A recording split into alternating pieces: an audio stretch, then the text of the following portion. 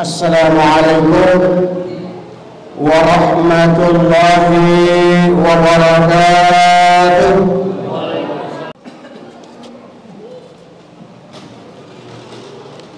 Innal hamdalillah nahmaduhu wa nasta'inuhu wa nastaghfiruh wa na'udzu billahi min shururi anfusina wa min sayyiati a'malina.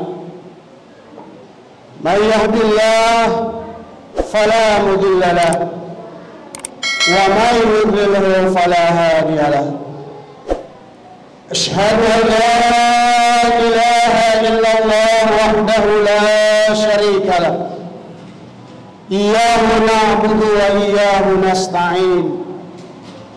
Wa asyhadu anna Muhammadan abduhu wa rasuluh wa habibuhu wa khaliluhu. Salawatu rabbi wa salamuhu wa barakatuhu alaihi wa ala alihi wa ashabihi ajma'in. Amma ba'd, faya ibadallah, ittaqullaha haqqa tuqatih wa la tamutunna illa wa antum muslimun. Ma'asyiral muslimin wa jumratus sholihin rahimani wa rahimakumullah. Bapak-bapak dan saudara-saudaraku jamaah Masjid Babul Ulum, para tamu-tamu Allah, calon-calon penghuni surga Allah Subhanahu wa taala yang saya muliakan. Bersyukurlah kita kepada Allah Subhanahu wa taala karena di tengah-tengah cuaca yang kurang bersahabat,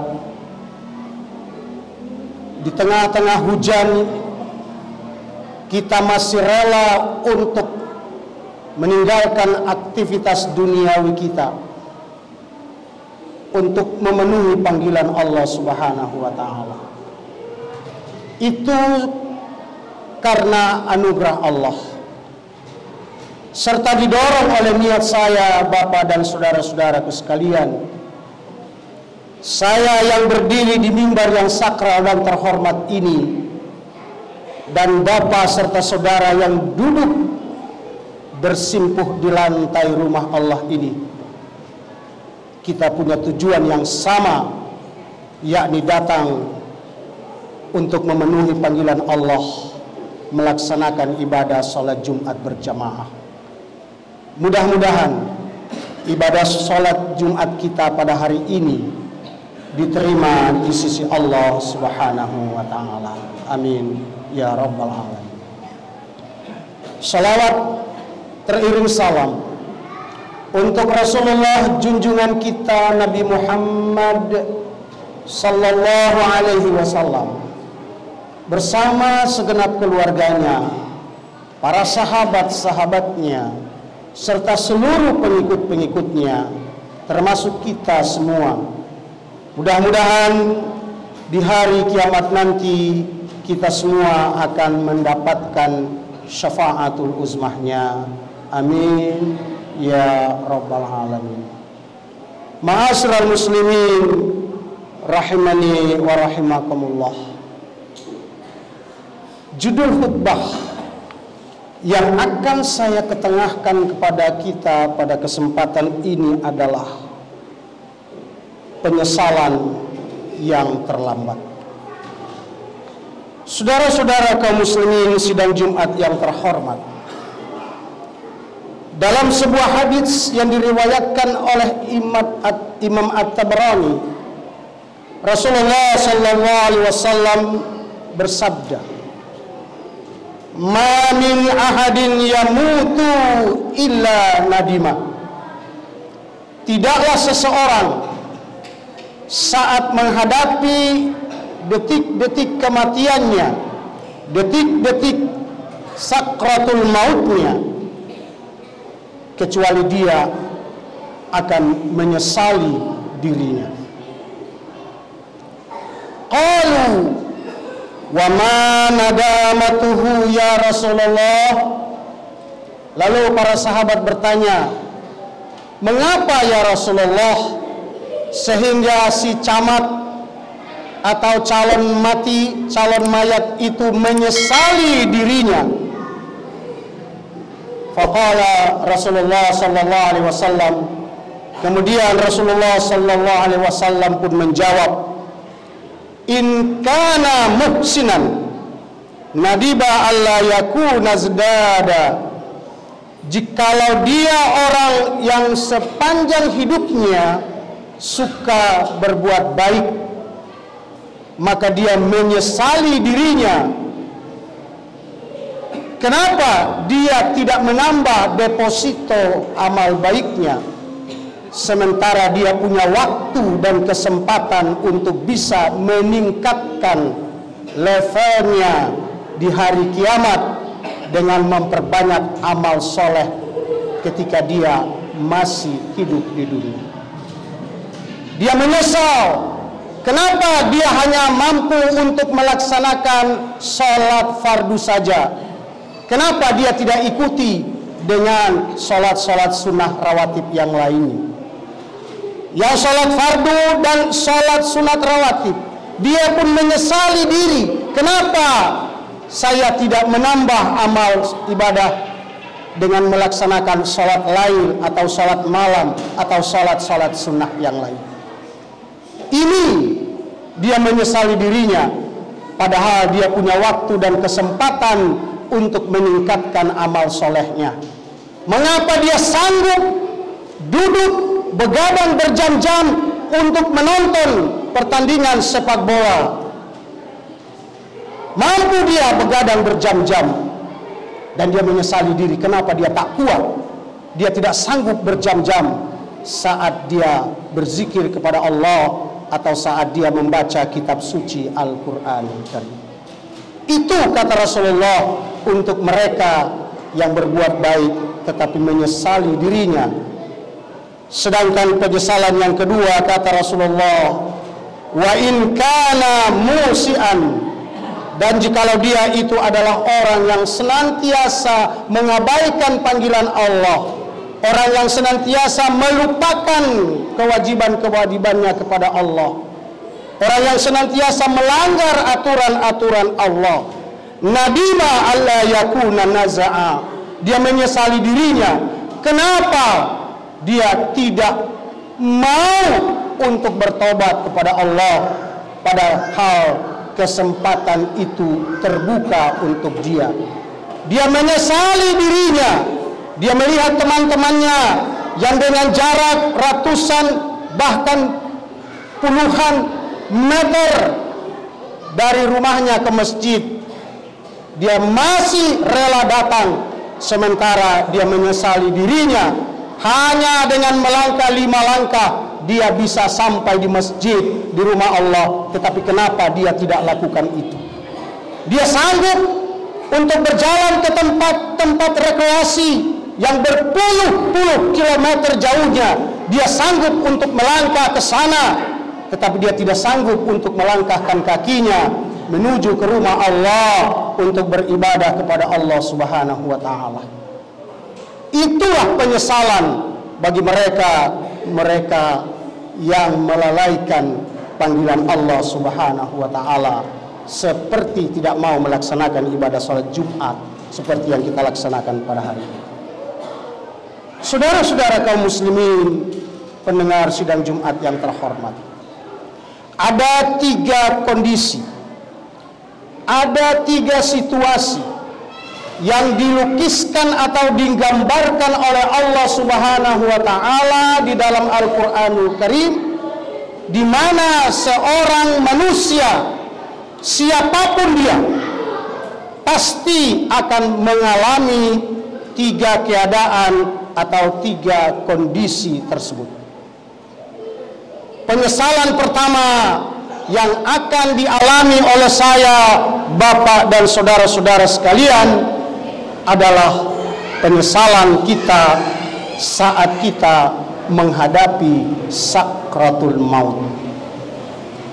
Detik-detik di mana ruh akan berpisah dari jasad kita. Hal ini dijelaskan oleh Allah Subhanahu wa taala dalam Al-Qur'anul Karim, surat Al-Munafiqun, surat yang ke-63 di ayat yang ke-10 dan yang ke-11. A'udzubillahi minasyaitonir rajim. Bismillahirrahmanirrahim.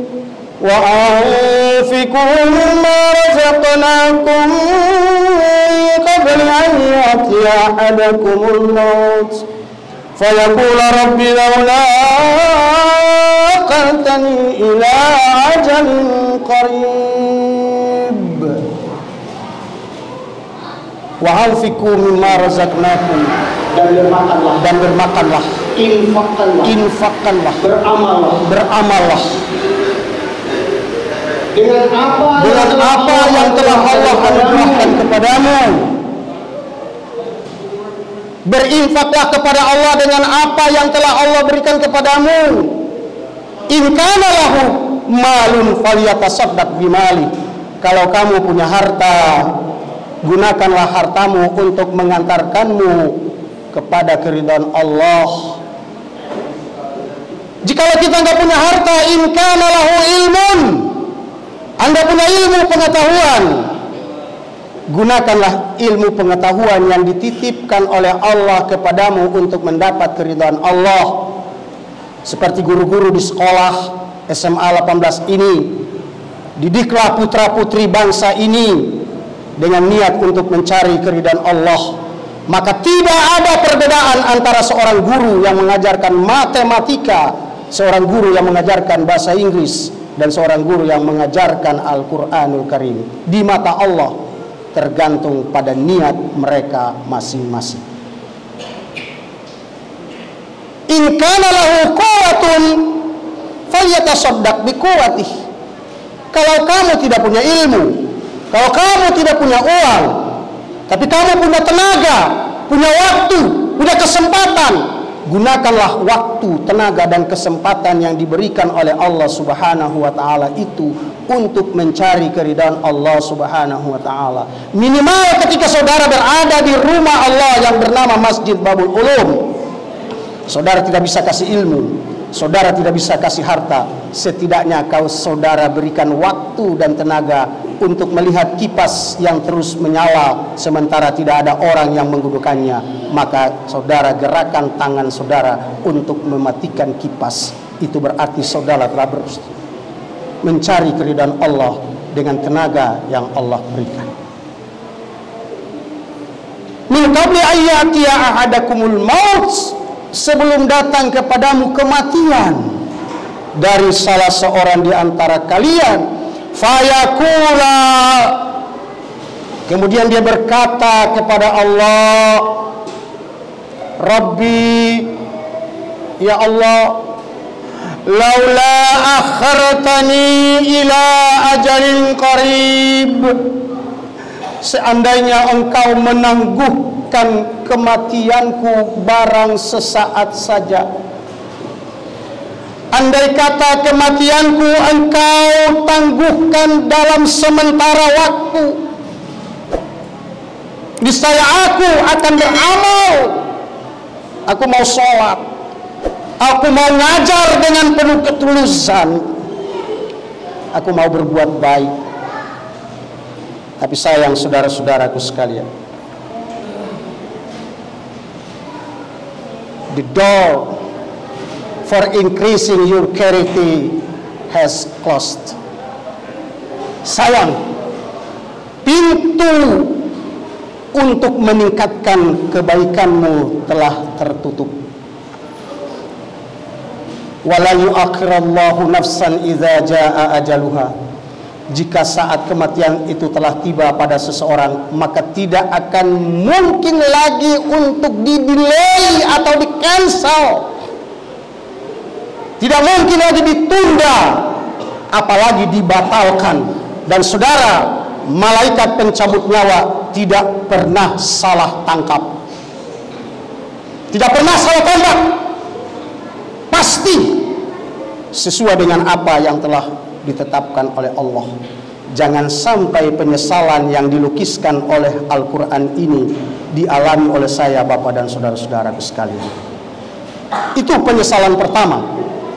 Penyesalan yang kedua yang dilukiskan oleh Allah adalah dalam Al-Quran surat Al-Mu'minun, surat yang ke-23 pada ayat yang ke-99 dan 100. Tatkala seseorang dimasukkan ke dalam liang kuburnya, saat orang-orang mulai meninggalkan dirinya dalam kesendirian, maka di saat itu akan datang malaikat yang ditugasi oleh Allah untuk menginterogasi jenazah yang baru saja masuk ke dalam liang kubur itu. Saudara, di saat itu tidak ada pilihan lain kecuali dia harus mempertanggungjawabkan apa yang telah dia perbuat.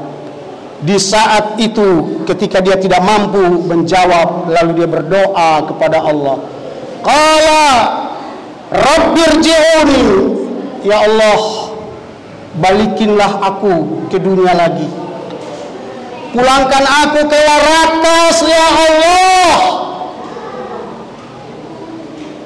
Lalu tanya malaikat, mengapain lu balik? Kenapa kamu minta untuk dibalikkan ke dunia, atau kenapa kamu minta dipulangkan lagi ke warakas?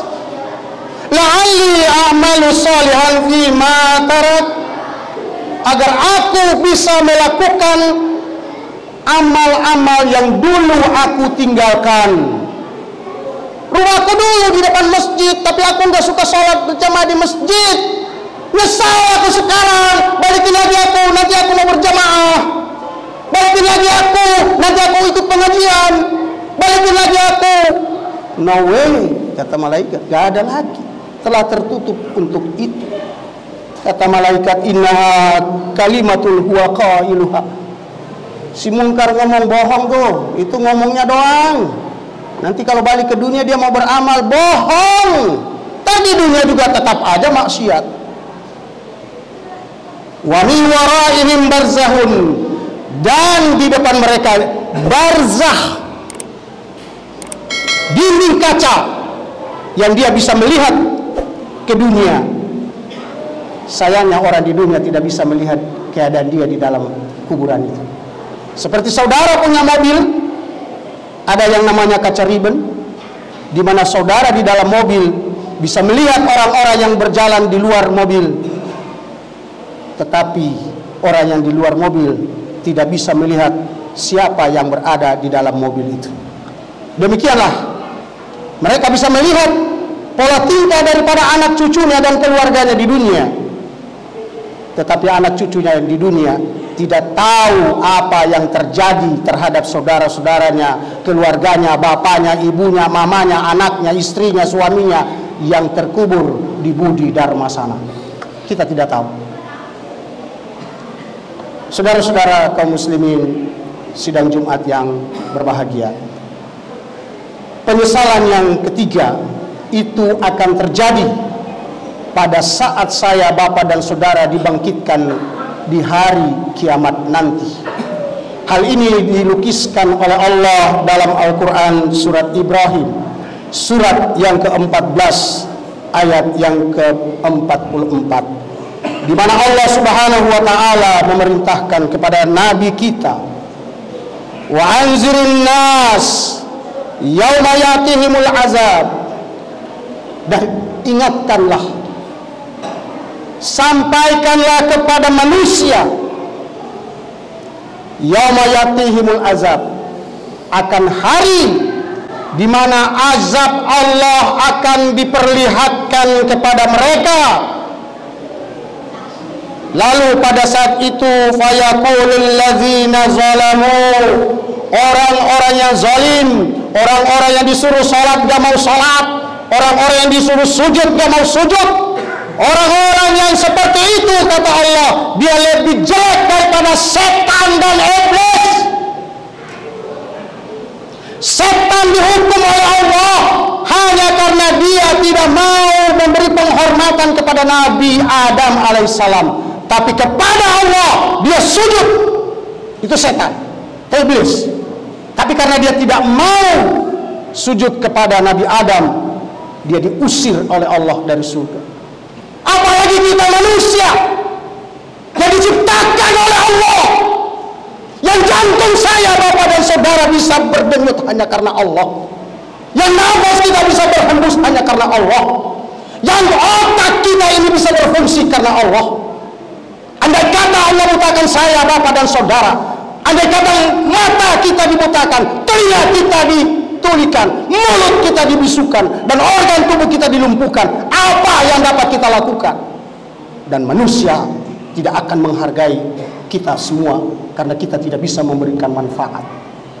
Maka orang yang sudah diberi nikmat sehat oleh Allah, ketika dipanggil oleh Allah, dia tidak mau sujud kepada Allah, maka dia tidak sayang pada dirinya sendiri.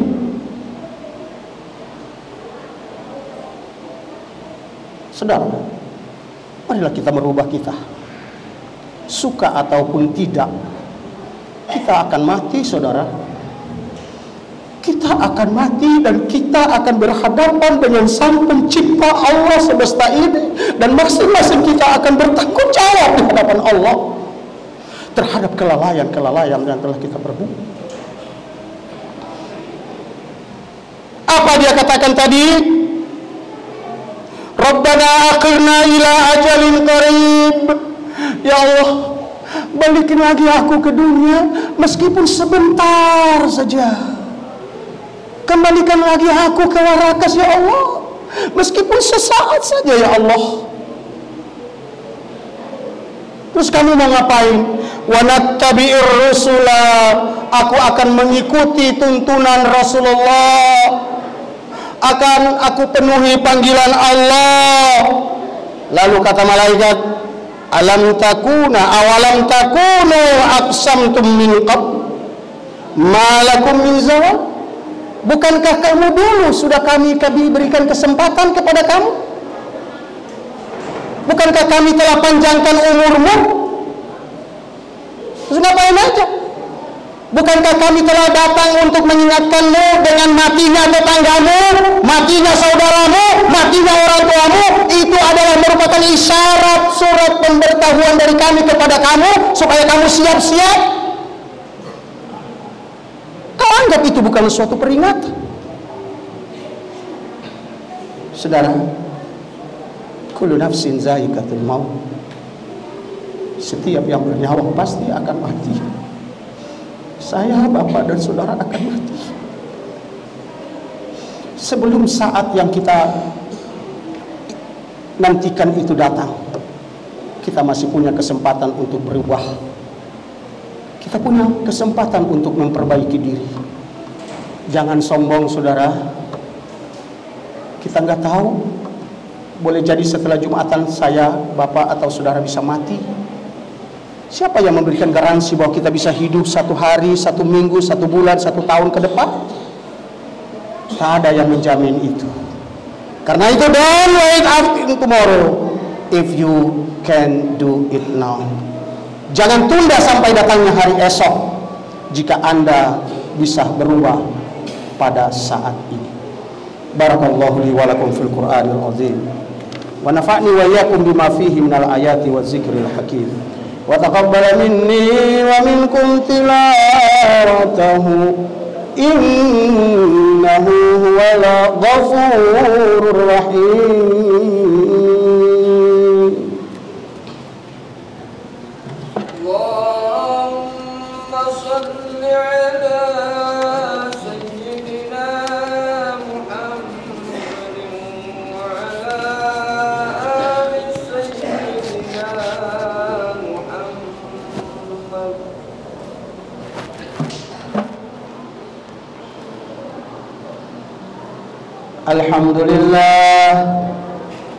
Alhamdulillahilladzi hamdan katsiran kama amar.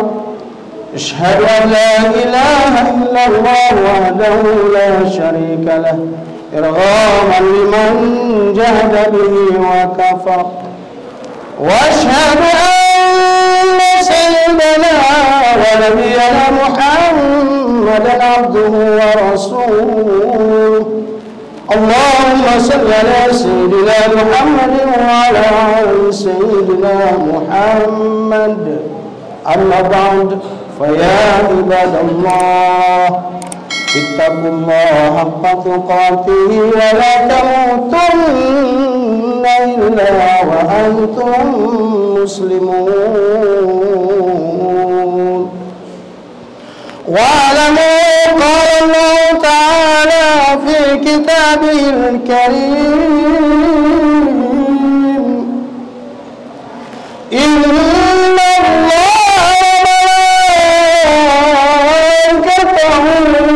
صلوا على النبي يا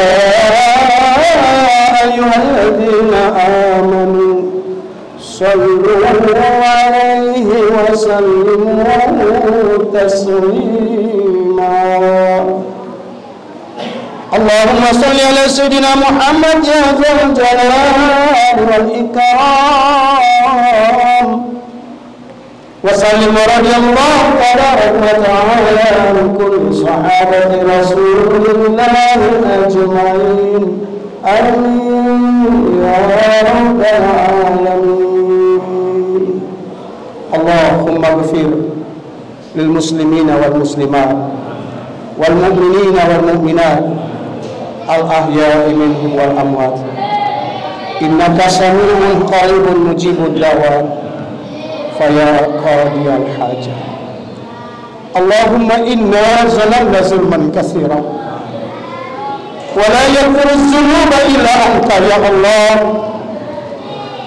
ya Allah, terlalu banyak khilaf dan salah yang telah kami perbuat di sepanjang jalan kehidupan kami. Tetapi kami yakin dan percaya Engkau adalah Allah yang Maha Pengasih, lagi Maha Pengampun, lagi Maha Pemaaf. Ampuni dan maafkan khilaf dan salah kami ya Allah. Ampuni dan maafkan khilaf dan salah dari bapa, dari ibu kami. Ampuni dan maafkan khilaf dan salah dari istri-istri kami, anak cucu kami ya Allah. Jikalau saat ini Engkau persatukan kami di dunia dan dipisahkan oleh kematian ya Allah, kami berharap jikalau nanti kami bertemu kembali di hari kiamat nanti, pertemuan kami berada di dalam surgamu ya Allah ya Rabbal Alamin. Rabbana ighfir lana wa li ikhwanina alladhina sabaquna bil iman wa la taj'al fi qulubina ghillan lil ladzina amanu rabbana innaka ra'ufur rahim. Rabbana waj'alna muqimas shalah wa min dzurriyyatina Rabbana wa taqabbal du'a. Ya Allah, jadikanlah kami orang-orang yang senantiasa menegakkan salat. Demikian juga anak cucu kami ya Allah. Ya Allah, jikalau nanti kami pulang menghadap-Mu ya Allah, biarlah kami mati dalam iringan kalimat la ilaha illallah Muhammadur Rasulullah. Rabbana atina fid dunya hasanah wa fil akhirati hasanah wa qina azaban nar walhamdulillahi rabbil alamin.